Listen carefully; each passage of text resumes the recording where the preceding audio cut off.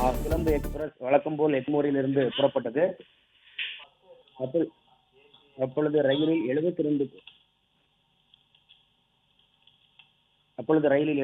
பேர் பயணம் செய்யக்கூடிய 3 தேர்ட் ஏசி மின்சாரம் இல்லாததால் ஏசி இயங்காமலும் மின்விளக்குகள் எரியாமலும் சிரமப்பட்டனர். மின்சாரம் இல்லாததால் தாம்பரம் ரயில் நிலையத்தில் ரயிலை இயக்க விடாமல் பயணிகள் சங்கிலியை பிடித்து இழுத்து நிறுத்தினர். இதனால் தாம்பரம் ரயில் நிலையத்திலிருந்து ரயில் இயக்க முடியாமல் ரயில் ஓட்டுநர் அவதியடைந்தார்.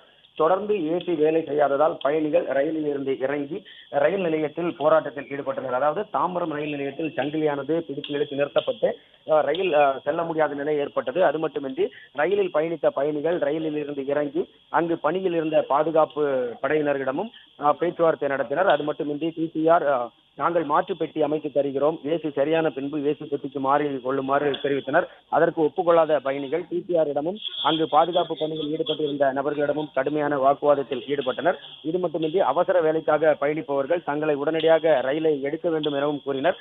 இதனால் பயணிகளுக்கும் இடையேயும் பயணிகளுக்கும் டிடிஆருக்கும் பயணிகளுக்கும் பாதுகாப்பு பணியாளர்களுக்கும் இடையே கடுமையான வாக்குவாதம் ஏற்பட்டது. சுமார் 1.5 மணி நேரத்திற்கு மேலாக இந்த ரயில் தாமதமாக தற்சமயம் புறப்பட்டுள்ளது. அதாவது ஏசியின் பழுது நீக்கப்பட்டு தற்சமயம் அந்த பெட்டியில் ஏசி சரி செய்யப்பட்டுள்ளது. அதன் பிறகு அந்த ரயிலானது தற்சமயம் தாம்பரம் ரயில் நிலையத்திலிருந்து புறப்பட்டுள்ளது. வழக்கமாக காலை 8 மணிக்கு செல்லக்கூடிய ரயில் தாமதம் காரணமாக 10 மணி அளவில் செங்கோட்டையை சென்றடையும் எனவும் தெரிவித்துள்ளனர். பிளே ஸ்டோர் மற்றும் ஆப் ஸ்டோரில் இருந்து பாலிமர் செயலியை QR கோடு மூலம் பதிவிறக்கம் செய்யுங்கள். செய்திகளை உடனுக்குடன் பெறுங்கள்.